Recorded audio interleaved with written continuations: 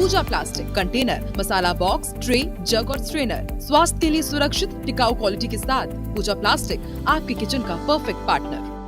ये जो तस्वीर आप देख रहे हैं ये AI जनरेटेड एक वीडियो है जिसके माध्यम से हम आपको समझाने का प्रयास कर रहे हैं कि किस तरह से ये पूरा हादसा हुआ। रायगढ़ गेवरा रोड जो ट्रेन है वो यहाँ पर हादसे का शिकार हुई है। आप देख पा रहे होंगे कि किस तरह से मालगाड़ी उस ट्रैक पे खड़ी हुई थी, लेकिन उसी मालगाड़ी से पीछे से आ रही 68733 गेवरा रोड ट्रेन जो है पैसेंजर ट्रेन है वो यहाँ पर टक्कर खा जाती है। ये जो मालगाड़ी आप देख रहे हैं ये मालगाड़ी पहले से ही ट्रैक पर मौजूद थी। बताया जा रहा है कि पीछे से आकर गेवरा रोड ट्रेन ने इसे टक्कर मारी है।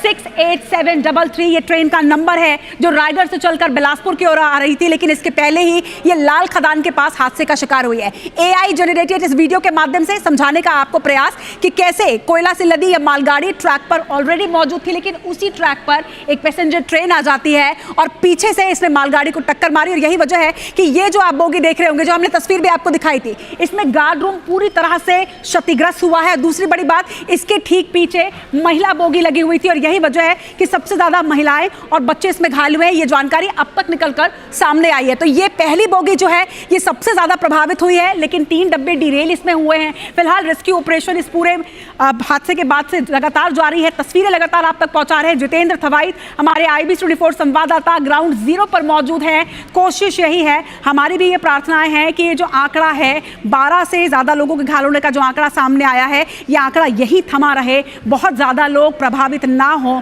क्योंकि अब तक आधिकारिक रूप से 4 लोगों के मौत की भी पुष्टि की जा चुकी है। कलेक्टर ने IB24 को ये जानकारी दी है कि 4 लोगों की डेड बॉडी रेस्क्यू कर ली गई है, लेकिन जिस तरह से गार्ड रूम की गार्ड बोगी की जो तस्वीर हमने दिखाई जो पूरी तरह से क्षतिग्रस्त नजर आ रही है, फिलहाल कटर से काट के उस बोगी को अलग किया जा रहा है ताकि रेस्क्यू ऑपरेशन में थोड़ी और आसानी हो सके। युद्ध स्तर पर रेस्क्यू ऑपरेशन जारी है।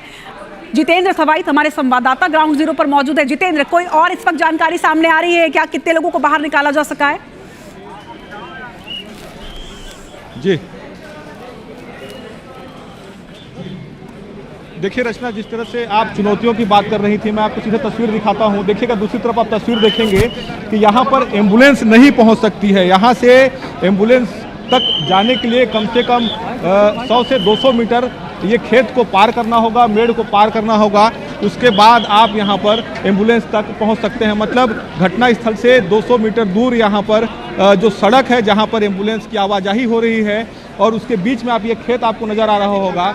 तो यहाँ पर भी जो रहने वाले आसपास के लोग हैं, जिस तरह से घटना हुई उसके बाद तत्काल वो यहाँ पर मौके पर पहुँचे और उसके बाद जो बचाव कार्य है वो शुरू हुआ था। हालांकि इस दौरान तमाम जो सूचनाएं हैं वो रेलवे को, जिला प्रशासन को भी मिले। उसके बाद जो बचाव दल है वो अब यहाँ पर मौके पर पहुँचा हुआ है। जिस तरह से जानकारी है लगभग मौत का आंकड़ा जो है वो बढ़ सकता है, क्योंकि हमने भी यहाँ पर जिस तरह से तस्वीर देखी है इसमें और लोगों के मौत होने की भी पूरी आशंका है, क्योंकि कई घायल ऐसे हैं जो गंभीर स्थिति में यहाँ से निकाले गए हैं। हालांकि उनको अब यहाँ से अस्पताल ले जाया गया है, उनका उपचार किया जा रहा है, लेकिन जिस तरह से स्थिति है लगभग 25 से 30 लोग यहाँ घायल हैं। इसके अलावा 4 लोगों के मौत की पुष्टि अब तक हो चुकी है। हालांकि ये प्रारंभिक तौर पर ये सूचनाएं हैं, प्रारंभिक ये पुष्टि है जो पुलिस और प्रशासन के हवाले से यहाँ पर सामने आई है। और उसके अलावा भी अगर हम कहें तो लगातार ये वेरिफिकेशन भी किया जा रहा है।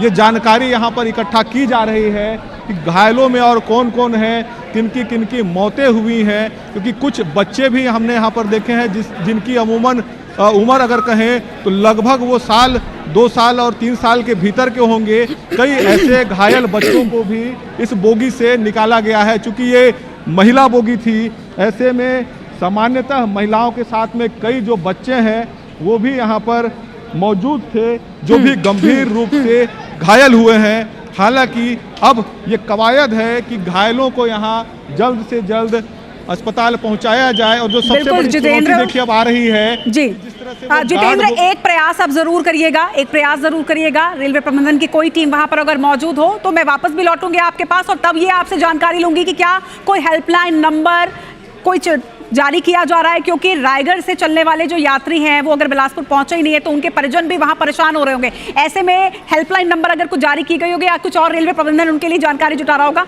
उस पर अपडेट आपसे लूंगी। लेकिन इस वक्त दर्शकों को एक बार फिर से हम बता दें, आज बिलासपुर के लाल कदान क्षेत्र में एक बड़ा हादसा हुआ है।